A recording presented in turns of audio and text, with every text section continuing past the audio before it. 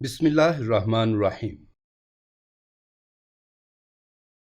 انسان کے دل میں دکھ سمندر جیسے ہوتے ہیں جن کی گہرائیوں کو ناپنا بہت مشکل ہے۔ کوئی نہیں جانتا سمندر کی تہہ میں کیا چھپا ہے، اور یہ دنیا بہت نیاری ہے۔ اس میں بسنے والے بھی طرح طرح کے لوگ ہیں۔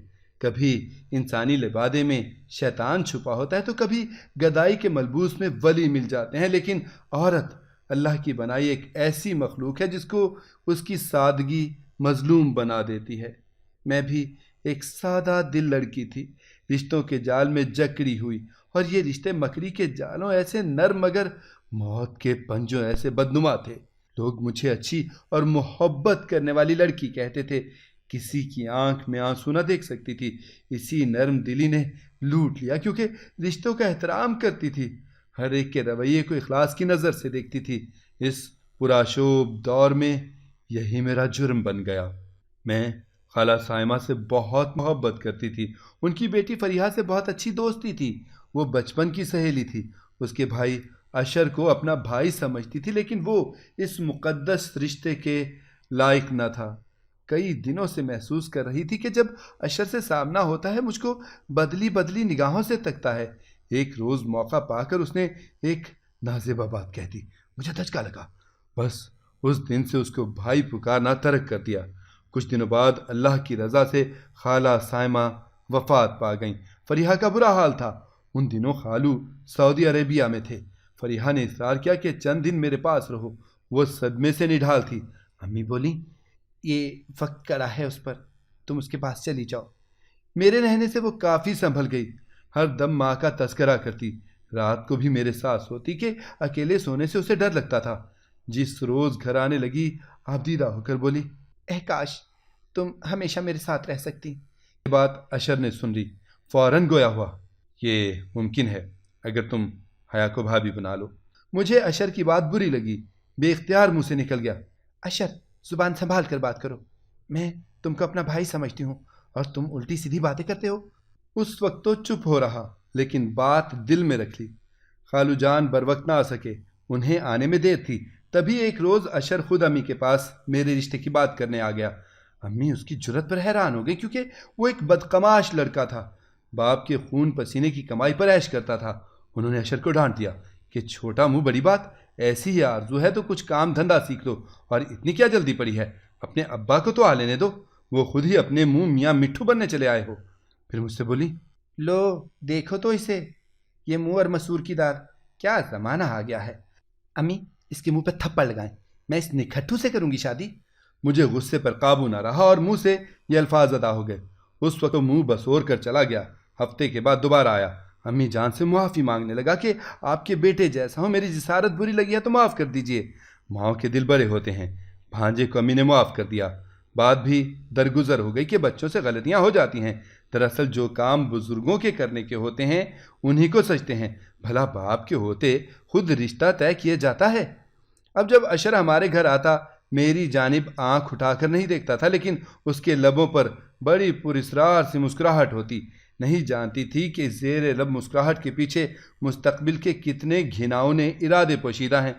فریحہ ہمارے گھر آئی تو اپنے بھائی کی طرف سے معافی مانگی کہ آپ لوگوں سے پیار کرتا ہے، تبھی ایسا کہہ دیا تھا، خدا را اس سے نفرت نہ کرنا، ابھی اس میں بچپنا ہے، اس لیے نادانی کر گیا۔ فریحہ کے کہنے پر میں نے بھی اشر کی طرف سے دل صاف کر لیا۔ سوچا اشر اتنا بھی برا نہیں ہے، خالہ کا بیٹا ہے، رشتہ ہی تو چاہتا ہے، اور رشتے کی آرزو گناہ تو نہیں کہ خواہ مخواہ اس بیچارے سے کھچی کھچی پھروں۔ اس معاملے کو کافی دن بیت گئے، ہم سبھی اس بات کو بھول گئے اور پہلے جیسے ہو گئے۔ اشر آتا، امی پیار سے بٹھاتی، میں چائے کو پوچھتی، وہ کھانا طلب کرتا تو کھانا بھی لا دیتی تھی۔ اس کا رویہ پہلے سے زیادہ مہذب ہو گیا تھا۔ کئی بار وہ فریحہ کے ساتھ آیا، ہم کو بازار جانا ہوتا تو اسے ساتھ لے جاتے۔ ایک دن امی گھر پر نہ تھیں، اشر آ گیا، بولا، حیا فوراً تیار ہو جاؤ، میں تم کو لینے آیا ہوں، فریحہ کی طبیعت خراب ہے، ڈاکٹر کے پاس لے کر جانا ہے۔ آیا تو میں خالہ کو لینے تھا، وہ گھر پر نہیں ہے، اس لیے تم سے کہہ رہا ہوں۔ امی کو آ لینے دو، میں نے جواب دیا، ان سے پوچھ لوں پھر چلتی ہوں۔ تب تک فریحہ کا کیا ہوگا؟ اس کے گردے میں شدید درد ہے، وہ چلا رہی تھی۔ فریحہ کی تکلیف کا سن کر میری عقل پر پردہ پڑ گیا۔ امی کو فون کرنا چاہا، کال نہ ملی، تو میں نے وقت ضائع کرنا مناسب نہ جانا اور اشر کے ہمراہ چل دی۔ یہ میری سادگی تھی کہ اس پر اعتبار کیا۔ اشر مجھے اپنے گھر لایا مگر وہاں کوئی نہ تھا، گھر خالی تھا۔ کہنے لگا فریحہ برداشت نہ کر سکی ہوگی، چھوٹی بہن کو لے کر ڈاکٹر کے پاس خود ہی چلی گئی ہے شاید، آؤ ہاسپٹل چلتے ہیں۔ کون سے ہاسپٹل اشر؟ میں نے سوال کیا۔ گردوں کے ہاسپٹل۔ اس نے ایک مشہور ہاسپٹل کا نام لیا۔ دوبارہ گاڑی میں بیٹھ کر ہم چل دیے۔ میں سمجھی واقعی وہ مجھ کو ہاسپٹل لے جا رہا ہے، لیکن یہ میری خام خیالی تھی۔ گاڑی میں ہی مجھے چکر آنے لگے اور میں غنودگی میں جانے لگی۔ اشر نے اپنے گھر پر ریفریجریٹر سے ٹھنڈا مشروب نکال کر پینے کو دیا تھا، جو کہ دوپہر کا وقت تھا اور سخت گرمی تھی۔ مجھے پیاس بھی لگی تھی۔ میں نے وہ مشروب جلدی جلدی حلق میں اتار لیا تھا۔ اسی میں کوئی زود اثر نشہ ملا ہوا تھا کہ میں گاڑی میں بے ہوش ہو گئی۔ وہ گاڑی نہ جانے کون سی جگہ اور کس کے گھر کے اندر لے گیا، کن لوگوں نے مجھے گاڑی سے نکال کر کمرے میں لٹایا، کچھ پتہ نہیں۔ لیکن جب ہوش میں آئی، 2 اجنبی مرد اور ایک عورت میرے قریب موجود تھے، مگر اشر غائب تھا۔ ارد گرد دیکھا، پھر بستر سے اٹھ بیٹھی۔ پوچھا اشر کہاں ہے؟ ان میں سے ایک مرد نے جواب دیا، اشر کو بھول جاؤ، وہ تم کو ہمارے حوالے کر گیا ہے اور اب کبھی نہیں آئے گا۔ مجھے اپنے کانوں پر یقین آیا، لیکن جب ان کی باتیں سنی تو دنگ رہ گئی۔ مرد نے کہا، دیکھو کیسی لڑکی ہے، چورا قیمت تو بہت لے گیا ہے۔ عورت بولی، صورت تو اچھی ہے، لیکن اس پر بہت محنت کرنی پڑے گی، تم نے خام خواہ اتنے پیسے دے دیے۔ مجھ کو چکر آ رہے تھے، آنکھیں بند ہوتی جا رہی تھیں، اوپر سے ان کے بول کان چھید رہے تھے۔ اسے ہوش میں لاؤ، کب تک اس کے پاس جڑے بیٹھے رہیں گے؟ قابو کرنا ہے ورنہ رستے میں شور مچائے گی۔ اس فقرے پر میں نے نہ چاہتے ہوئے بھی آنکھیں کھول دی۔ لڑکی کیا وہ تیرا یار تھا؟ یہ سوال ہی دل کے ٹکڑے ٹکڑے کر دینے کو کافی تھا۔ نہیں، وہ میرا بھائی تھا، سگی خالہ کا بیٹا۔ سراپا آنسو بن کر جواب دیا۔ اللہ اللہ، عورت نے کانوں کا ہاتھ لگایا۔ کیا زمانہ آ گیا ہے، پیسے کی خاطر لوگ رشتوں کا لحاظ بھی نہیں کرتے۔ شریفوں کا یہ حال ہے اور ہم کو برا کہتے ہیں۔ لڑکی وہ تیرا بھائی تھا یا جو بھی تھا، تجھے بیچ گیا ہے۔ میں پوری طرح حواس میں آ چکی تھی، مگر یہ سنتے ہی دوبارہ بے ہوش ہو گئی۔ انہوں نے پانی میرے چہرے پر ڈالا۔ ہوش میں آنا نہ چاہتی تھی، نیم خوابی کسی کیفیت تھی۔ سوال کیا، آپ لوگ کون ہیں اور میں کہاں ہوں؟ ڈرو مت، ہم تیرے اپنے ہیں، تجھے کوئی تکلیف نہیں دیں گے۔ اگر تو ہمارا کہنا مانے گی تو ہم تیرے ساتھ کوئی برا سلوک نہیں کریں گے، آرام سے ہمارے پاس رہے گی، عیش کرے گی۔ چلو شاباش۔ مرتا کیا نہ کرتا کہ مصداق انہی کے رحم و کرم پر تھی۔ گراج میں گاڑی موجود تھی۔ مجھے اپنے ساتھ بٹھا کر یہ ایسی جگہ لے آئے کہ جہاں کے تصور سے ہی شریف لڑکیوں کی جان نکل جاتی ہے۔ گھنگروؤں کی جھنکار اور طبلے کی تھاپ سنتے ہی میری تو روح ہی فنا ہونے لگی۔ اب ساری بیتی نگاہوں میں فلم کی طرح چلنے لگی۔ اشر نے اپنی بے عزتی کا ایسا بھیانک انتقام لیا تھا۔ عورت مجھے تسلیاں دے رہی تھی، ہم جو بھی ہیں اب تمہارے ہیں، گھبراؤ نہیں۔ آخر میں نے کہا، کیسے نہ گھبراؤں، میں ایک شریف گھرانے کی لڑکی ہوں، میری ماں پریشان ہوگی، اب وہ ڈھونڈ رہے ہوں گے کہ کہاں گئی ہماری بیٹی۔ جب وہ ڈھونڈتے ڈھونڈتے تھک جائیں گے تو خاموش ہو کر بیٹھ جائیں گے۔ تسلی رکھو، میں تمہارا رابطہ کروا دوں گی۔ جانتی تھی یہ عورت جھوٹ بول رہی ہے، کیسے تسلی رکھتی؟ یہاں کا ماحول صاف چغلی کھا رہا تھا کہ میرا کیا انجام ہونے والا ہے۔ رفتہ رفتہ یہ مجھے برائی پر اکسانے لگے، رام کرنے کے لیے پیار اور چمکار سے کام لینے لگے۔ میں سسک کر منت کرتی، مجھے جانے تو میری سسکیاں گھنگروؤں کی جھنکار میں گم ہو جاتی۔ آخر وہ لوگ میری ہٹ دھرمی سے تنگ آ گئے تو سرے شام ہی پانی میں کچھ ملا دیا اور مدہوشی میں کسی کے حوالے کیا۔ ادھر والدین کا برا حال تھا، اشر کے ساتھ جاتے کسی نے نہ دیکھا تھا، اس پر تو شک کا سوال ہی نہیں تھا۔ وہ مطمئن تھا، امی ابو کے دکھ میں برابر کا شریک بنا ہوا تھا، میری تلاش میں مدد بھی کر رہا تھا۔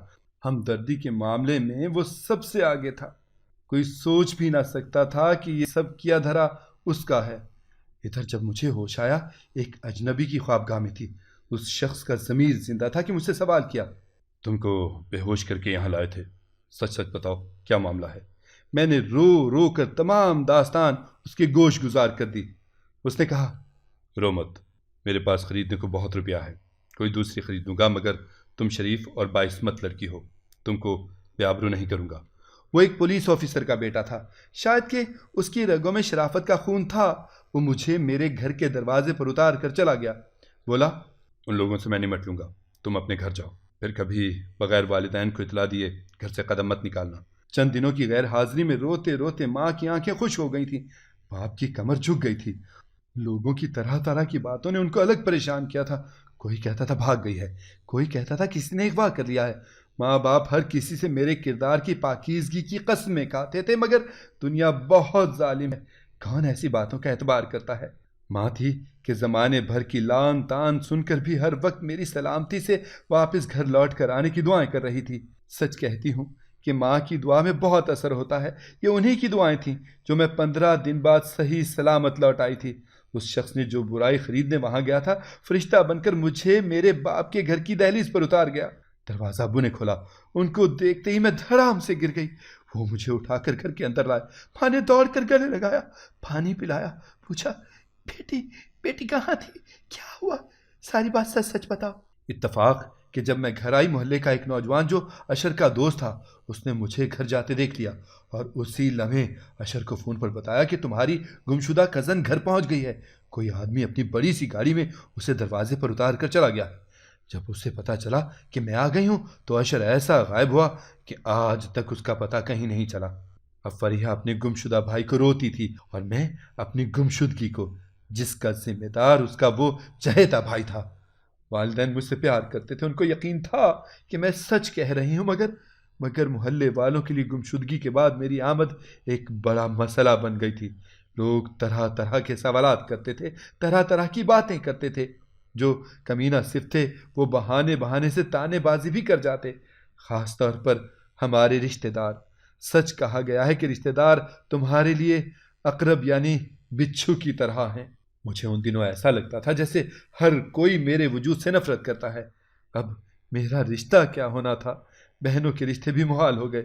مجھ سے والدین کا دکھ دیکھا نہ جا رہا تھا۔ تبھی ایک روز میں نے وہ پرچہ ڈھونڈا جس پر اس شخص نے اپنا فون نمبر لکھ کر میرے پرس میں ڈال دیا تھا۔ اس کا نام منیب تھا۔ اس نے کہا، میں منتظر تھا کہ تم کم از کم شکریہ کا فون تو کرو گی۔ میں نے جواب دیا، اے مہربان شخص، میرے آسان ہی اب بحال ہوئے ہیں۔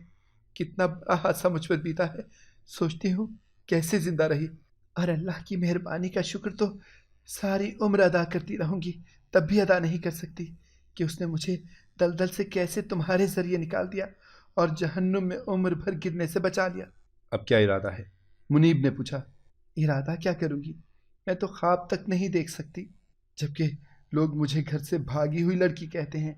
اگر تم کہو تو میں اپنے گھر والوں کو تمہارے گھر بھیجوں، لیکن ان کو یہ کوئی نہ بتائے کہ تمہارے ساتھ کیا سانحہ ہوا ہے، ورنہ وہ رشتے پر آمادہ نہ ہوں گے۔ روزی امی پوچھتے ہیں کہ کوئی لڑکی پسند ہے تو بتاؤ۔ اب ان کو بتا دوں گا کہ ایک لڑکی پسند آ گئی ہے، لیکن قصہ کچھ اور گھڑنا پڑے گا۔ میں کیا جواب دیتی؟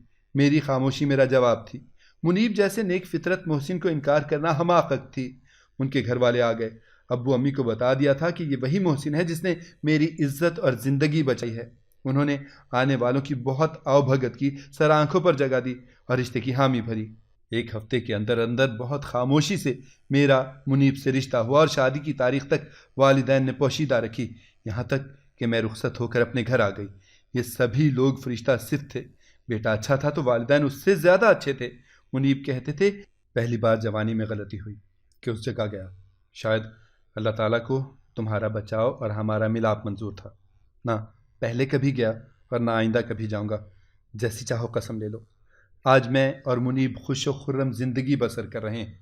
میرے بچے بیرون ملک پڑھ رہے ہیں اور ہم کینیڈا میں رہتے ہیں، جہاں کسی کو ہمارے ماضی کا علم ہے اور نہ لوگوں کی باتیں ہمارا تعاقب کرتی ہیں۔ فریحہ کی بھی شادی ہو چکی ہے، مگر اس کے نابکار بھائی اشر کا اب تک کسی کو علم نہیں کہ کہاں دفن ہو گیا، زندہ ہے یا مر گیا۔ اگر زندہ ہے تو میری نظروں میں مردوں سے بدتر ہے کہ عمر بھر جب تک زندہ ہوں اپنوں سے ملنے نہیں آ سکتا، اور جو اپنوں کے ہوتے ہوئے بھی ان سے نہ مل سکے وہ بھی تو جیتے جی مر ہی جاتا ہے۔ اگر آپ کو ہماری کہانی پسند آئی ہے تو اسے لائک کریں، شیئر کریں اور ہمارے چینل کو سبسکرائب کریں۔ اگلی کہانی تک کے لیے اجازت دیجیے۔ اللہ حافظ۔